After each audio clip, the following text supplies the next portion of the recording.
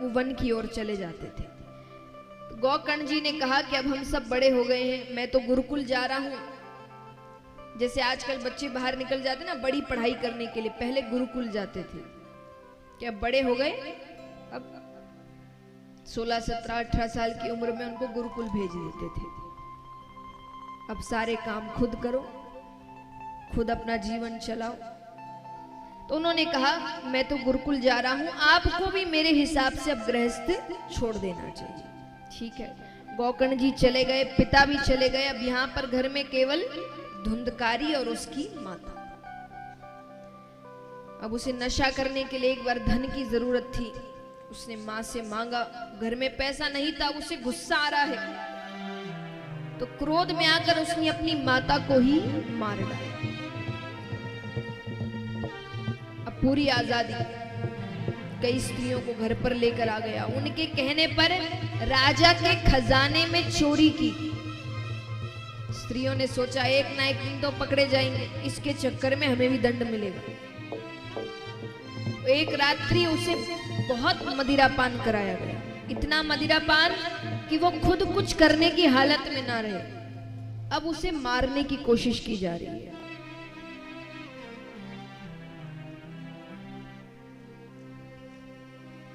अब उसे मारने की कोशिश की जा रही है, पर इतने पाप किए हैं, इतनी जल्दी से तो मृत्यु आने से रही।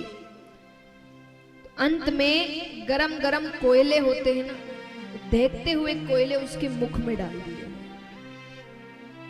बहुत दर्दनाक मृत्यु आई। मृत्यु के बाद भी उसे मुक्ति नहीं मिली, प्रेत योनि प्राप्त हुई। अब जब भाई को पता चला, उसने गया में श्राद्ध इत्यादि करवा के वापस लौटते हैं, सोने लग रहे हैं कि किसी के रोने की आवाज आती है। हम और आप तो भाग खड़े हुए वहां से। गोकर्ण जी कहते हैं कौन है, कौन रो रहा है? एक आवाज आई, मैं तुम्हारा भाई धुंधकारी हूं, मुझे प्रेत योनि प्राप्त हुई है, तुम कुछ करो मेरे लिए। अरे मैंने गया में श्राद्ध इत्यादि सब करा दिया, फिर भी प्रेत योनि प्राप्त हुई है। वो कहे गया श्राद्ध शते नापि मुक्तिर में न भविष्यति, यानी एक बार क्या 100 बार भी मेरा श्राद्ध करा दो फिर भी मुक्ति नहीं मिलेगी, मैंने इतने पाप किए। ठीक है, जाओ मैं कल सुबह बताता हूं। ठीक है, सूर्य उदय से पहले ही गोकर्ण जी उठ जाया करते थे। सूर्य नारायण भगवान आते हैं, वो उन्हें रोकते हैं, कहते हैं जो त्रिकाल संध्या करते हैं उनकी बातें देवता सुनते हैं। त्रिकाल संध्या यानी, त्रिकाल संध्या यानी 3 बार पूजा, सुबह, शाम और रात को सोने से पहले, नियम अनुसार एक समय पर, जब मनाया तब नहीं। एक समय बांधकर सुबह शाम रात्रि जो त्रिकाल संध्या एक नियम अनुसार करते हैं, उनकी बात देवता भी जल्दी सुनते हैं। तो गोकर्ण जी त्रिकाल संध्या करते थे। सूर्य नारायण भगवान को रोका।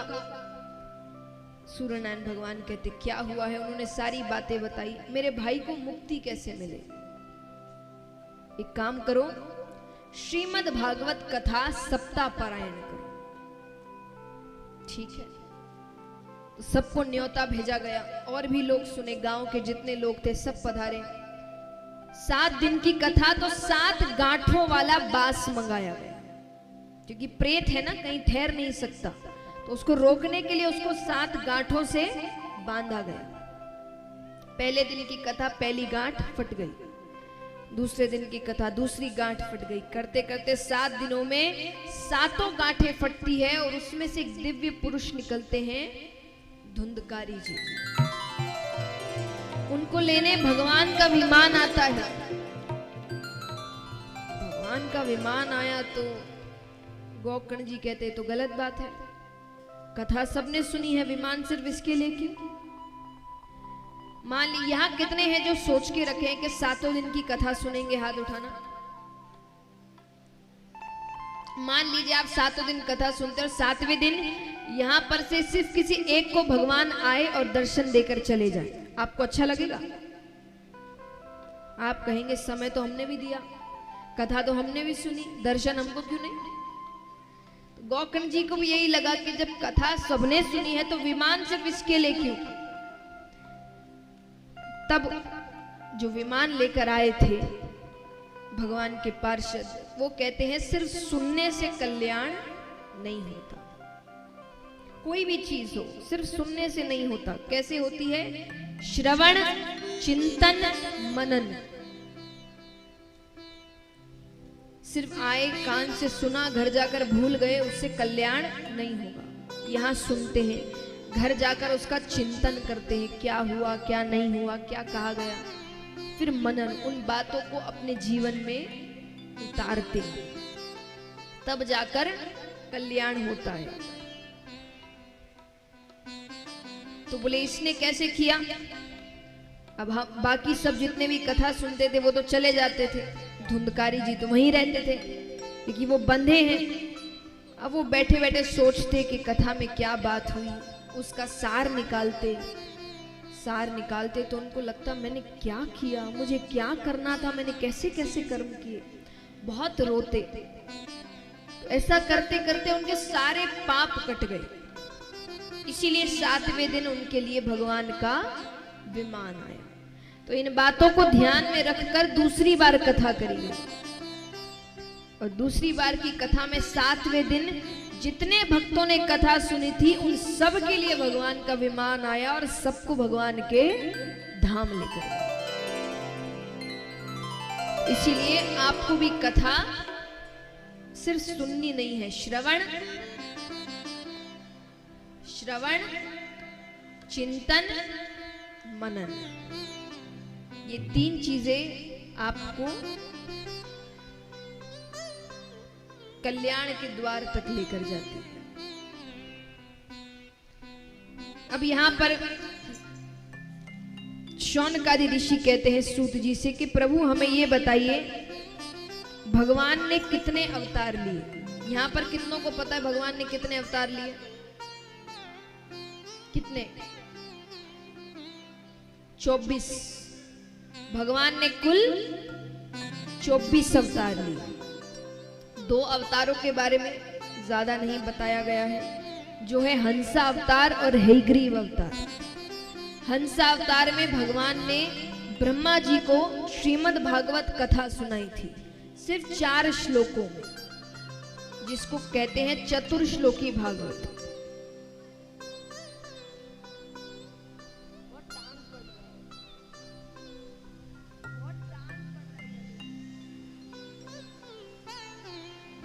जिसको कहते हैं चतुर्श्लोकी भागवत। तो वो भगवान ने हंसा अवतार में सुनाई। फिर है हयग्रीव अवतार। हयग्रीव नामक एक दैत्य था, सर घोड़े का, शरीर मनुष्य का। उसने ब्रह्मा जी की तपस्या करी, ब्रह्मा जी को प्रसन्न किया। ब्रह्मा जी ने कहा क्या चाहिए वरदान में? बोले मुझे वरदान दीजिए कि मुझे मुझ जैसा कोई हयग्रीव ही मार सके। उसको पता था उस जैसा सिर्फ एक ही है। अब वो यहाँ पाप अन्याय करने लगा तो उसको मारने के लिए भगवान ने हयग्रीव अवतार लिया। तो ये 2 अवतार विस्तार में नहीं बताए गए। अब चलते हैं 22 अवतारों की ओर, जो विस्तार में बताए गए हैं। कुछ के आपको नाम बताऊंगी, कुछ की कथा भी सुनाऊंगी। आइए, सबसे पहला अवतार भगवान का सनकादि ऋषियों के रूप में, सनक सनंदन सनत कुमार सनातन, ये भगवान का पहला अवतार। दूसरा अवतार वराह अवतार, जिसके दर्शन आप आज करेंगे। तीसरा अवतार नारद जी के रूप में भगवान ने लिया, नारद जी भी भगवान का ही अवतार है। चौथा अवतार नर नारायण के रूप में। पांचवा अवतार कपिल भगवान के रूप में। छठा अवतार दत्तात्रेय भगवान के रूप में। ये थोड़ा विस्तार में सुनाते हैं। अत्रि ऋषि, जिनका विवाह हुआ माता अनुसुईया के साथ। माता अनुसुईया पतिव्रता धर्म का पालन करती थी। एक व्रत है एक धर्म है जिसके कुछ नियम हैं, आप उसका पालन करते हैं तो पतिव्रता नारी कहलाते हैं। जो जितने कठोर रूप से पालन करे वो उतनी पतिव्रता नारी।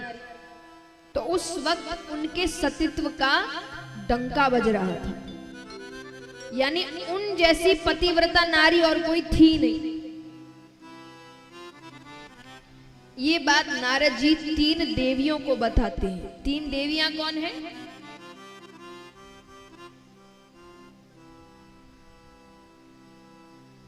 कौन? और 2 सही 1 गलत। 3 देव कौन है?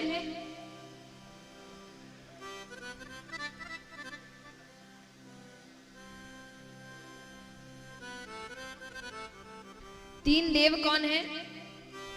ब्रह्मा विष्णु। तो 3 देवियां कौन हुई? ब्रह्माणी, लक्ष्मी माता, पार्वती माता। 3 देवों की 3 देवियां। तो नारद जी जाते हैं, जाकर माता अनुसुईया की बहुत तारीफ कर रहे हैं, उनके जैसी तो कोई पतिव्रता नारी नहीं है। अच्छा, तीनों ने कहा हमसे भी ज्यादा। नारद जी कहते अभी तो आपसे भी ज्यादा। तीनों को बात अच्छी नहीं लगी। तीनों देवों को तीनों कहती है जाइए और माता अनुसुईया के सतीत्व को भंग कर आइए। अच्छा ठीक है, जाते हैं। क्योंकि देखिए कई बार मान लीजिए कोई आपसे कह रहा है कि आप ये काम नहीं कर सकते, ये काम करना तो आपके बस की बात नहीं है। आपके पास 2 रास्ते हैं, या तो वो काम करके दिखा दो, ये वहीं खड़े रहकर झगड़ा करते रहो। ज्यादा असरदार रास्ता कौन सा है? करके दिखा दो। तो भगवान को लगा समझाने से कुछ होगा नहीं, ये बातों को और उल्टा ले लेगी, झगड़ा बढ़ना ही है, करके दिखाते हैं। तो भगवान ने कहा ठीक है हम आते हैं। तीनों देव साधु का रूप बनाकर माता अनुसुईया के घर पहुंचते हैं। अत्रि ऋषि स्नान करने बाहर गए हुए थे। तीनों ने आकर आवाज लगाई भिक्षाम देहि। माता फल इत्यादि लेकर आती है। साधुओं ने कहा फल नहीं चाहिए। माता ने कहा तो क्या चाहिए? भोजन कर लीजिए। बोले हाँ भोजन ही करेंगे, लेकिन एक वचन चाहिए, हम जैसे कहेंगे आप वैसे ही भोजन कराएंगे। माता को लगा इनको मेवा मिष्ठान खाने की इच्छा होगी आज। माता ने कहा ठीक है, आप जैसे कहेंगे मैं वैसे ही भोजन कराऊंगा। तीनों बैठते हैं। माता ने कहा कैसे भोजन करना है आपको? बोले आप हमें उसी रूप में भोजन कराएंगी जिस रूप में आप अपनी माता के गर्भ से निकली थी, यानी नग्न अवस्था में। माता को क्रोध आ गया। माता कहती है मैं पतिव्रता नारी हूं, आपको मेरे श्राप से डर नहीं लगता? भगवान कहते हैं आपने तो वचन दे दिया, पूरा तो करना पड़ेगा। अब पूरा करने के बाद क्षमा कर देना कि श्राप देना, ये आपकी दया पर निर्भर करता है। माता कहती है जो श्राप से भी नहीं डर रहा ये साधारण साधु नहीं है, ये कोई मेरी परीक्षा लेने आया है। अच्छा बैठिए, मैं तैयारी करती हूँ। माता कमरे के अंदर जाती है, जल लेकर आती है। हाथ में जल लेकर भगवान विष्णु का ध्यान कर रही है। भगवान विष्णु का ध्यान करके कहती है अगर मैंने सच में पतिव्रता धर्म का पालन किया है, उन नियमों का पालन सच्चाई से किया है, तो ये जल छिड़कते ही ये तीनों साधु छोटे छोटे बालक बन जाए, और जल छिड़कते ही तीनों देव छोटे छोटे बालक बन जाते। बोलिए सती माता अनुसुईया जी की। अब बालकों का भोजन क्या है? दूध। तो जैसा कहा गया था माता उसी अवस्था में कमरे में ले जाकर तीनों को दूध पिला देती है। अब 3 बच्चे माता के घर में खेल रहे हैं, खूब छोटे छोटे बच्चे। आइए दर्शन करते हैं, प्रार्थना करते हैं ऐसे ही भगवान हमारे घर भी आए।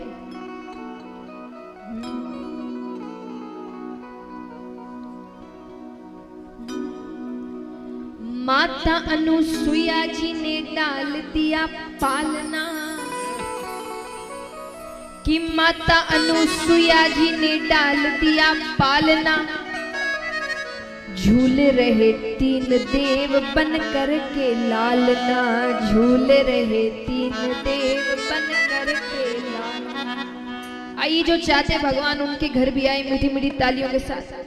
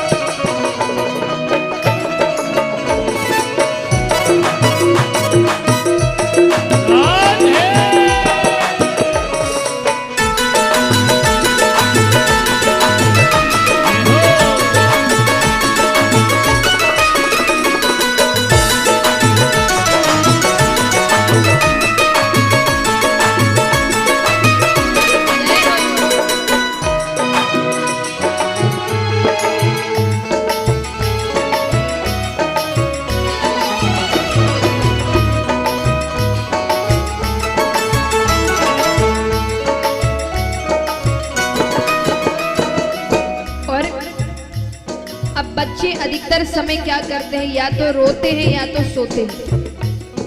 तो यहाँ तीनों देव रोने का नाटक कर रहे हैं, बच्चे बन गए हैं।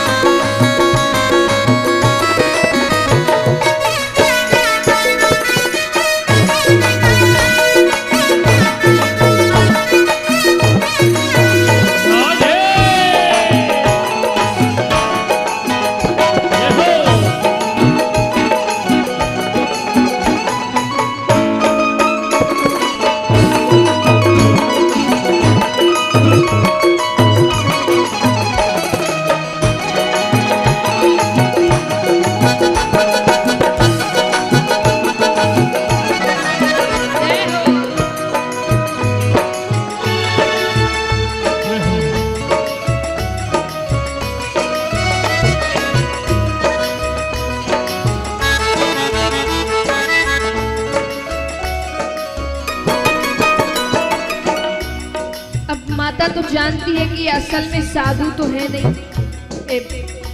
बच्चे तो है नहीं, ये कोई साधु बन के आए हैं जो मेरी परीक्षा लेने आए थे। तो माता कहती है क्या,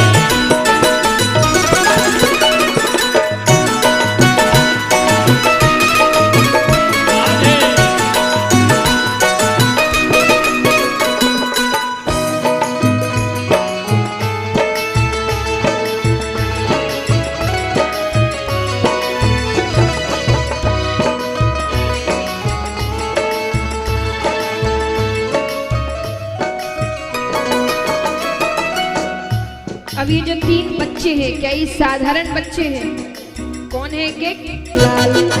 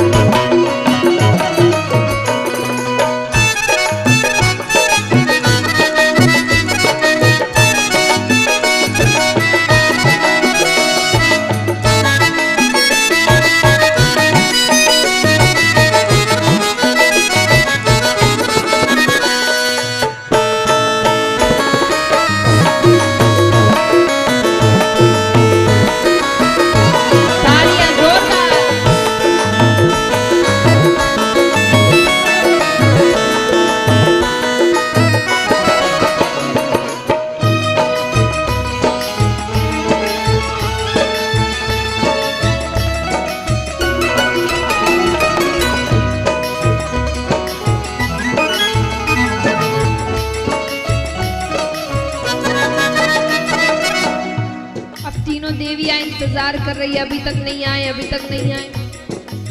नारद जी से पूछा, तीनों देवों को देखा है क्या? नारद जी कहते देखा है, बिना सोचे समझे भेज दिया, नीचे जाकर देखो उनकी हालत क्या है। तीनों देवियां जाती है, माता से प्रार्थना करती है, क्या? तो झूल रहे 3 देव बन करके लालना।